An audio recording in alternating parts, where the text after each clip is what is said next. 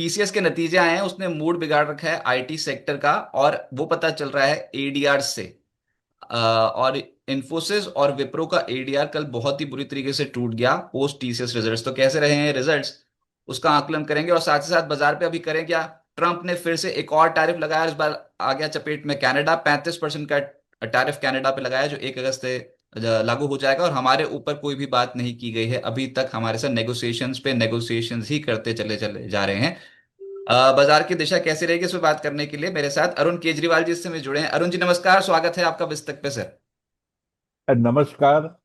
और जैसे आपने कहा कि एक बुरी खबर आई है, ये जो टीसीएस के नतीजे है, पहला बड़ा रिजल्ट है। और शुरुआती जो शुरुआत है वो बाजार की के लिए जो नतीजों का सीजन है वो अच्छी खबर के साथ नहीं है। तो उसका इम्पैक्ट लगभग तय है। लेकिन सर सबसे पहले टीसीएस के नतीजों से पहले मैं बता दूं कि अमेरिकन मार्केट्स और जले पे नमक छिड़क रहे हैं। उसमें नास्डैक और एसएनपी 500 रिकॉर्ड स्तर पे पहुंचा हुआ है, बिटकॉइन रिकॉर्ड स्तर पे पहुंचा हुआ है।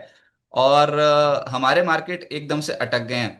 ये हमारे साथ इतनी क्या नेगोशिएशंस करते चले जा रहे हैं, मिनी ट्रेड डील 48 घंटे में हो जाएगी, ऐसे खबरें मीडिया में पता नहीं कैसे आ जाती है। उसके बाद फाइनल खबर तो आई ही नहीं, 2 हफ्ते निकल गए, वो 48 घंटे ही पूरे नहीं हुए। अभी क्या करना चाहिए।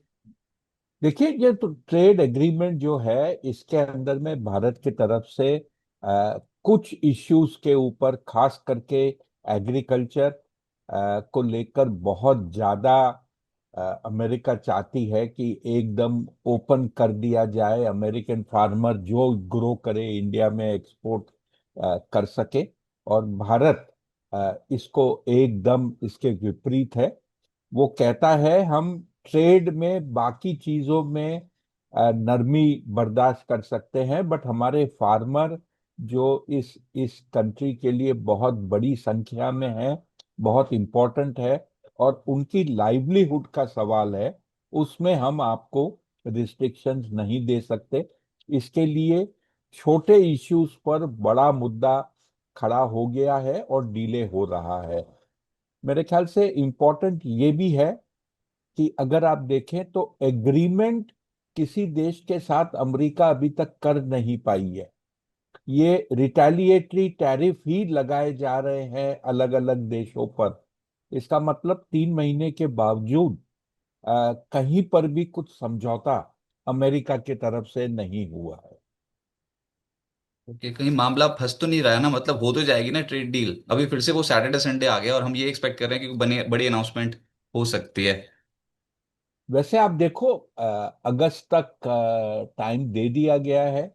दूसरा मैं ये कहता हूं कि उम्मीद जो जताई जा रही है कि ट्रेड डील फेवरेबल होगी, उसको लेकर बाजार में काफी कुछ डिस्काउंटिंग हो चुकी है। आपने एक सवाल कुछ समय पहले पूछा था कि अमेरिकन मार्केट्स रिकॉर्ड स्तर पर है, भारत कहीं ना कहीं अटका हुआ है। ये अपनी चाल रहती है बाजार की। एक मूवमेंट आता है और फिर बाजार अटक जाता है। अगर आप याद करें पिछले महीने 25 25,000 एक सौ 200। पचास 25,200 का जो लेवल था, मेरे ख्याल से 6 अटेम्प्ट करने के बाद बाजार ने उसको तोड़ा। फिर क्या हुआ, 25,500 550 पे आके अटका। बहुत ज्यादा अटेम्प्ट्स नहीं हुए हैं उसको तोड़ने के लिए, बट वहां पर आके अटका और वहां से नीचे फिसला है।